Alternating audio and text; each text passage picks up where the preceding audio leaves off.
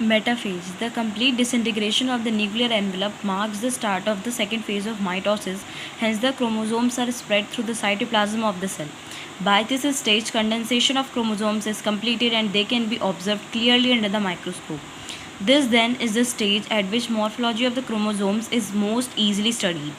At this stage, metaphase chromosome is made up of two sister chromatids which are held together by the centromere.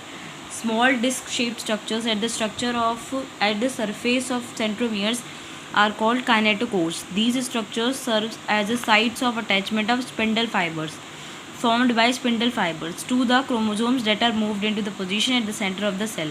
Hence, the metaphase is characterized by all the chromosomes coming to lie at the equator with one chromatid of each chromosome connected by its kinetochore to spindle fibers from one pole to and sister chromatid connected by its kinetochore to spindle fibers from the opposite pole.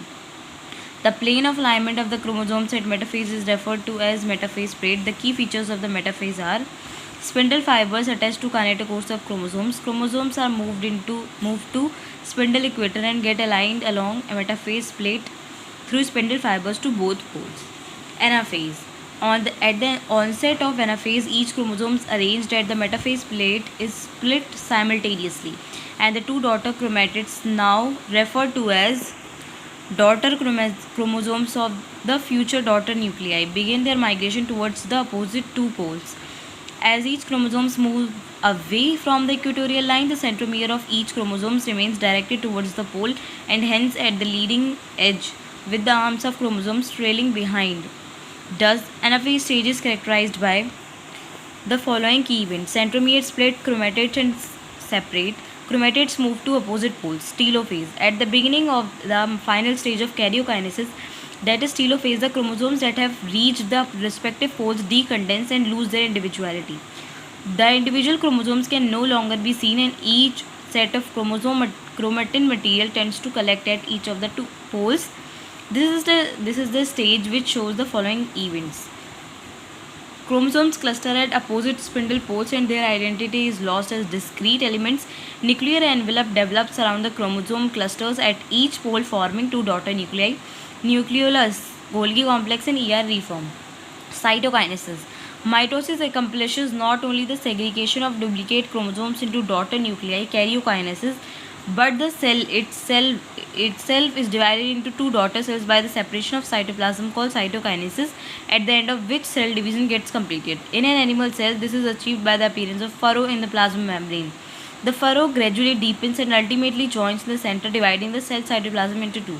Plant cells, however, are enclosed by a relatively inextensible cell wall.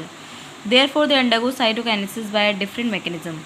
In plant cells, wall formation starts in the center of the cell and grows outward to meet the existing lateral walls. The formation of the new cell wall begins with the formation of simple precursor called the cell plate that represents the middle lamella between the walls of two adjacent cells. At the time of cytoplasmic division, organelles like mitochondria and platelets get distributed between the two daughter cells. In some organisms, karyokinesis is not followed by cytokinesis, as a result of which multinucleate condition arises, leading to the formation of syntium. Example: liquid endosperm in coconut. Significance of mitosis. Mitosis, or the equational division, is usually restricted to the diploid cells only. However, in some lower plants and in some social insects, haploid cells also divide by mitosis. It is very essential to understand the significance of this division in the life of an organism.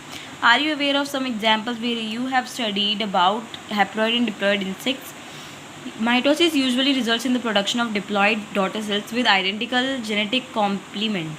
The growth of multicellular organisms is due to mitosis. Cell growth results in disturbing the ratio between the nucleus and the cytoplasm. It therefore becomes essential for the cells to divide and to restore the nucleocytoplasmic ratio. A very significant contribution of mitosis is cell repair. The cells of the upper layer of the epidermis, cells of the lining of the gut, blood cells are being constantly replaced. Mitotic division in the meristematic tissues, the apical and lateral cambium, result in the continuous growth of plants throughout their life. Thank you.